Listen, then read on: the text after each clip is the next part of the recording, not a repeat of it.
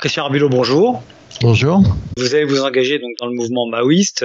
Alors, avant d'aller plus loin et dans un prochain podcast, nous parlerons notamment de l'affaire Pierre Vernet. Est-ce que vous pouvez quand même nous retracer ce qu'était à l'époque le mouvement Mao en France, dans quelle France on est, quels sont les différents mouvements pour qu'on comprenne bien un peu les rapports de force et l'état de la société française en ce début des années 70, où vous avez donc une vingtaine d'années. Alors moi, quand j'aborde ce mouvement-là, il est presque déjà sur la fin de son histoire, donc je ne connais pas les événements qui ont précédé sa naissance.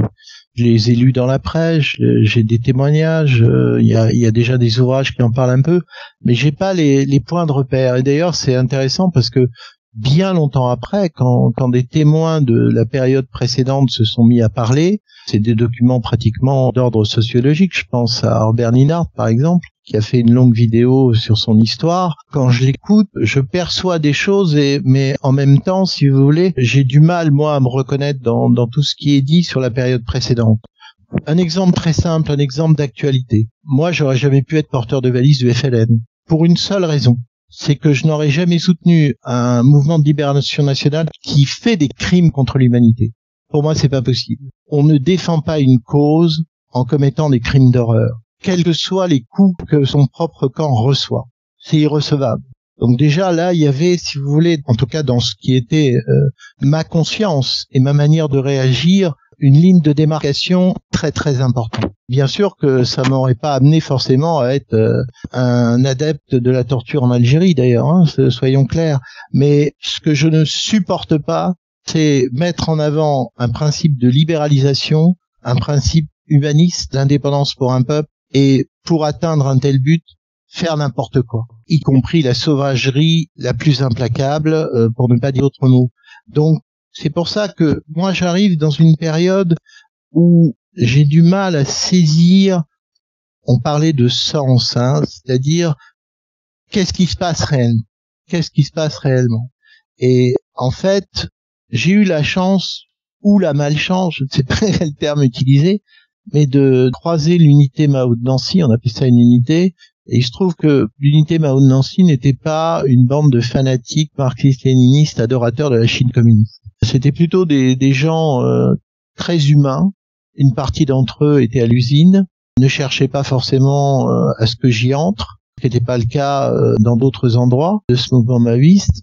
Et finalement, mon entrée dans ce mouvement, il s'est fait justement d'une certaine manière à travers des logiques informationnelles, parce que c'était la révolte des prisons, tout ce qui a été publié autour du problème de la prison à travers la révolte de la prison de Toul, de Nancy, etc., par exemple. Et pas seulement, c'est-à-dire on était déjà à ce moment-là dans des spirales, des petites spirales informationnelles, et c'est vrai que quand on est avec des individus qui sont tout le contraire du communiste couteau entre les dents, qui cherchent à exterminer la moitié de la planète pour exister, et qu'on était plutôt avec des êtres humains, j'ai envie de dire sympathiques, honnêtement, et pas des ultra-violents. Donc je suis entré doucement dans le milieu maoïste, au moment où il était en train d'agoniser d'ailleurs. Et c'est cette entrée-là qui, très certainement, m'a permis, dès le départ, d'être dans une situation de recul par rapport aux choses. C'est-à-dire qu'effectivement, je continuais à suivre ce qui pouvait se passer. Je sentais bien que la dynamique militante dans laquelle je m'étais engagé, malgré tous ces efforts pour accentuer la pression informationnelle, était en train de déraper. Alors, je prends un exemple, hein, les comités vérité et justice suite à l'affaire de Briand-Artois, la fameuse affaire du juge Pascal, qui juge défendu par les maoïstes contre un notaire accusé justement ou injustement d'un meurtre. À ce moment-là, c'est là où on a commencé à atteindre des limites, parce qu'on voyait très bien que malgré la présence du juge et son combat, les maoïstes essayaient de grossir la chose pour l'exploiter et avoir la résonance maximale, et en allant dans cette direction-là, ils ont commencé à être à la limite de la démagogie. Et là, ça commençait justement à soulever un vrai problème. C'est un exemple parmi d'autres, hein. Il y en a eu d'autres. Et là, je me suis, dès le départ, si vous voulez, interrogé, et j'avais pas trop de mal à le faire parce qu'il y avait déjà dans les journaux gauchistes de l'époque des débats sur ces questions-là. Donc c'était très paradoxal, si vous voulez, mon engagement. À la fois cette unité Mao de Nancy qui était plutôt accueillante et avec des gens intéressants, et de l'autre un gauchisme agonisant qui cherchait à tout prix, si vous voulez, à survivre. Et quand on a vu apparaître la création du journal Libération, là on est toujours sur la question de l'information, donc la tâche qui a été donnée à des militants comme moi, qui étaient des militants de base, c'était d'essayer, dans la première formule de Libération, au tout début, de faire écrire des articles à des gens qui étaient en grève ou qui avaient un problème X ou Y, donc on allait les voir pour faire écrire un article. Et là, on voit ce que ça veut dire. On descend sur terre, non pas parce que les gens étaient incapables d'écrire des articles, c'est pas ça le problème. C'est surtout parce que c'est quoi le but, c'est quoi le résultat, comment on avance, et le temps s'est ralenti terriblement à ce moment-là. C'est-à-dire qu'on voyait bien que le résultat était très difficile à obtenir, que la prise de parole très facile auparavant devenait très compliquée, parce qu'on était de plus en plus devant une logique où il fallait parler à davantage de monde, au plus près, au niveau local, et c'est pas en se disant je suis militant de l'ex-gauche prolétarienne que c'est forcément la carte de visite la plus simple. Donc là, je me suis rendu compte que ça devenait très compliqué. La finalité d'un engagement militant, il fallait bien quand même lui donner une image, une consistance, de la chair, comme on dit. Donc c'est une entrée en scène qui est très paradoxale. Ça, c'est l'entrée en scène, mais est-ce que vous pouvez rappeler pour les auditeurs un peu ce qu'était le mouvement maoïste, quels étaient ses grands principes, ce qu'il n'était pas, et quelle était l'offre, on va dire, dans ce monde dit de l'extrême gauche à l'époque? Je pense notamment aux trotskistes, et quelles différences majeures il y a, et en quoi ces différences majeures aujourd'hui aussi sont importantes pour comprendre votre manière d'appréhender la guerre de l'information. Alors le mouvement maoïste, en fait, il a une histoire très officielle, c'est-à-dire scission au sein de l'Union des étudiants communistes, création de l'Union des jeunesses communistes marxistes-léninistes, et ensuite, après 68, création de la gauche prolétarienne qui ramène à elle des courants relativement différents, libertaires ou beaucoup plus dogmatiques. Mais si je devais le résumer à un mot, c'est un mouvement de révolté au sens où l'objectif c'est d'aller au plus près de la réalité et de ne pas s'engager dans des plans sur la comète. C'est-à-dire que le maoïsme français, qui n'était pas du tout, enfin en tout cas moi celui que j'ai connu, celui qui a été le plus dynamique d'une certaine manière, n'était pas du tout une queue de comète du Parti communiste chinois, n'était pas du tout un coupé-collé de ce qui pouvait se passer en Chine.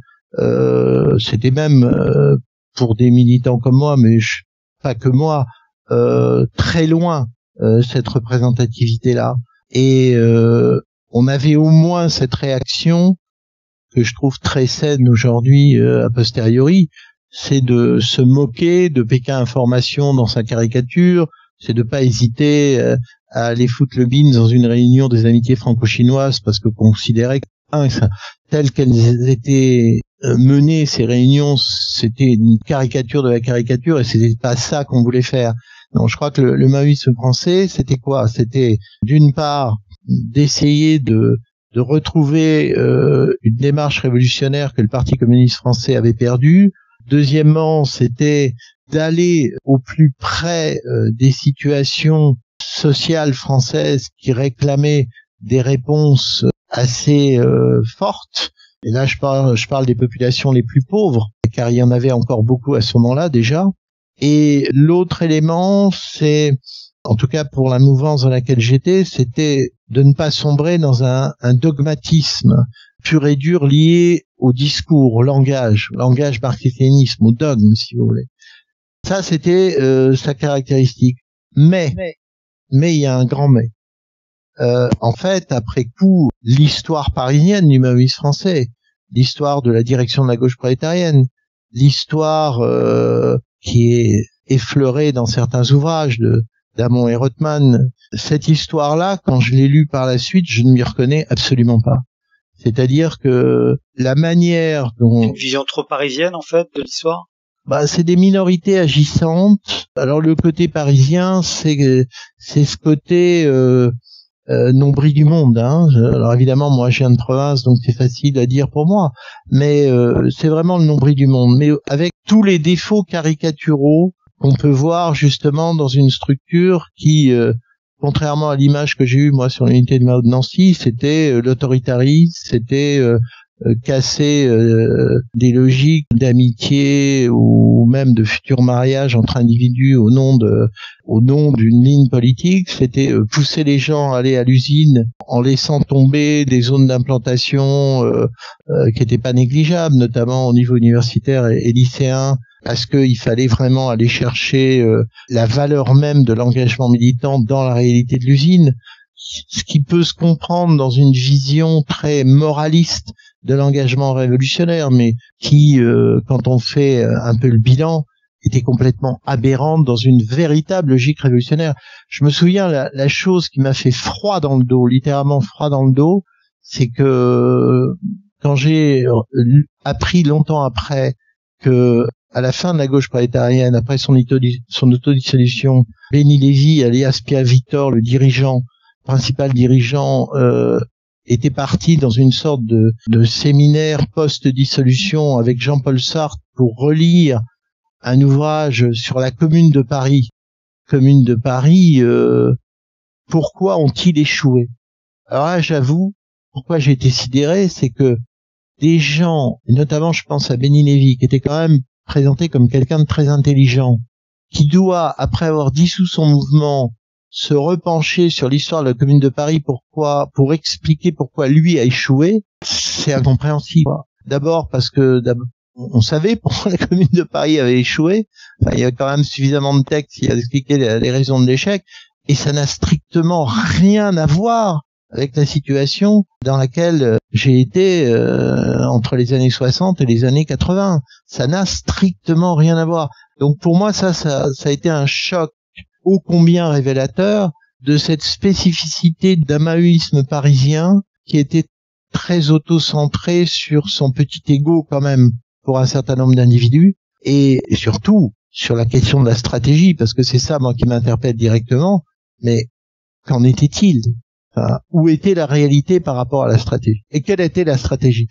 Parce que j'insiste sur ce mot-là dans le sens où la très grande force de la gauche prolétarienne, c'était d'avoir sorti notamment des cahiers de la gauche prolétarienne, puis des cahiers prolétariens, où le mot stratégie apparaissait très souvent. Et c'est pour ça que je mets ça en avant, c'est-à-dire que quand on découvre qu'en fait la direction n'avait pas vraiment le sens d'une véritable stratégie, mais utiliser ce mot dans des démarches très pratico-pratiques, c'est-à-dire des actions subversives sur des terrains très concrets, etc. Là, on peut saisir toute l'incertitude de l'engagement et ce à quoi il mène. Et ça, moi, c'est évident que ça m'a énormément sidéré dans un premier temps et énormément aidé dans un second temps. Parce que ça m'a permis aussi de mieux cerner tous ces processus. Vous nous avez présenté le mouvement Mao. L'autre grand mouvement à l'époque, c'est le mouvement trotskiste. Est-ce que finalement il n'a pas mieux réussi? Quelle est vraiment la différence entre les deux? On dit souvent que les maoïstes sont plutôt des patriotes, c'est-à-dire qu'ils sont plutôt des nationalistes et non pas des internationalistes. Est-ce que vous pouvez rapidement nous expliquer la différence? En fait, la différence, je vais l'expliquer par l'innovation dans le domaine de la guerre d'information du faible. Et je vais resituer le trotskisme par rapport à ça. Le léninisme, l'innovation, ça a été, je l'ai dit, la rhétorique fondée sur l'art de l'invective, la performance des slogans. Le trotskisme, c'est une dialectique marxiste qui a fonctionné plutôt comme une véritable matrice culturelle. Et un de ses points forts, c'est très cynique ce que je vais dire, mais c'est vrai, c'est un discours victimaire, c'est-à-dire qu'on peut dire que le trotskisme a inventé d'une certaine manière la dialectique de la victime. Alors, faut le comprendre, Trotsky a terminé un coup de piolet dans la tête gentiment accordé par un agent du NKVD de la part de Joseph Staline. on peut dire que c'est pas une réussite matérielle, c'est le moins qu'on puisse dire. En revanche, là où il y a réussite sur le moyen long terme, c'est pas dans la prise du pouvoir. Aucun mouvement trotskiste n'a abouti réellement à une prise de pouvoir durable dans un pays. En revanche, cette notion victimaire, je crois que de par leur histoire, où ils se sont fait systématiquement massacrer par les staliniens, ou leur histoire où le trotskisme, c'est aussi les scissions entre mouvements trotskistes. C'est-à-dire, c'est des gens qui, ne réussissant pas à reprendre pied dans le mouvement communiste international dominé par les soviétiques puis les chinois, ont constamment été obligés de porter ce statut de la victime sur les épaules. Eh bien, quand on va parler de la période actuelle, notamment par la guerre d'information, on va se rendre compte que la notion de victime est au cœur de stratégies très résilientes et très subversives dans beaucoup de combats par l'information dans les sociétés actuelles. Pour moi, la véritable victoire de la matrice culturelle trotskiste, elle est là, et on la retrouve aussi, bien entendu, dans cette tentative de la faire vivre, cette notion de victime, dans une partie de l'intelligentsia. C'est-à-dire, vous savez que le monde du cinéma adore les victimes, mais c'est vrai aussi pour le monde littéraire, pour une partie de ses écrivains en tout cas, et voir dans le monde artistique, on peut dire que chez les peintres ou d'autres, on a aussi cette sensibilité. Le maoïsme, c'est surtout le mythe de la parole au peuple, j'ai bien dit le mythe, et non pas simplement la parole au peuple. Et c'est l'usage de l'image, rappelez-vous les Datzibaos, c'est-à-dire c'est un usage de la guerre de l'information au sens plus élémentaire qui soit, au sens le plus massifié qui soit. Et ça, c'est pas simplement la Chine avec son nombre d'habitants, c'est aussi le Vietnam du Nord, enfin Ho Chi Minh et le Parti communiste vietnamien ont très fortement utilisé ces techniques, et c'est quelque chose d'assez important. Mais dans le maoïsme, on peut dire qu'il a disparu beaucoup plus facilement dans le monde occidental que le trotskisme, parce que justement, il n'a pas su, ou il n'a pas voulu, ou c'était pas dans ses gènes, rester comme une force parasitaire, presque comme une rente de situation en force parasitaire. Ce qu'est le trotskisme aujourd'hui, d'une certaine manière. Et ça, c'est vrai que dans le maoïsme, vous disiez rapport à la nation, alors que Trotsky, c'est la révolution mondiale. Le maoïsme, oui, c'est l'ancrage à quelque chose. Et l'ancrage à quelque chose, si on n'arrive pas à en garder la maîtrise, ben on disparaît, par définition. Parce que la vérification, elle est dans l'ancrage. Alors que lorsqu'on dit on va faire la révolution mondiale, ben on n'a pas forcément un calendrier préétabli. D'ailleurs, ça peut être dans 1000 ans, si vous voulez. Mais durant ces 1000 ans, on existe toujours. C'est pas tout à fait la même chose pour le maoïsme, parce que l'élan mobilisateur, je reparle de comment ça fonctionnait à une certaine période, pour aboutir au militantisme, il faut justement ces fameux résultats, et des résultats qui sont tout de suite inscrits dans le court terme. On séquestre un patron, c'est pour gagner une grève, etc., etc.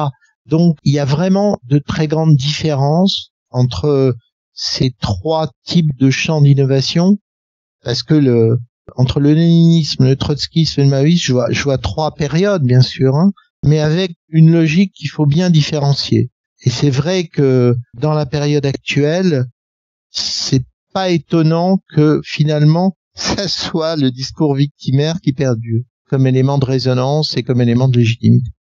Eh bien, ce sera une merveilleuse conclusion, encore provisoire bien sûr, et puisque dans un prochain podcast, nous continuerons à naviguer dans ces années Mao, et nous reviendrons donc sur un événement clé de votre parcours, puis la relative traversée du désert qui va s'en suivre, traversée que vous allez mettre bien sûr à profit pour devenir ce que vous êtes aujourd'hui. Eh bien, Christian Arbulot, merci. Merci.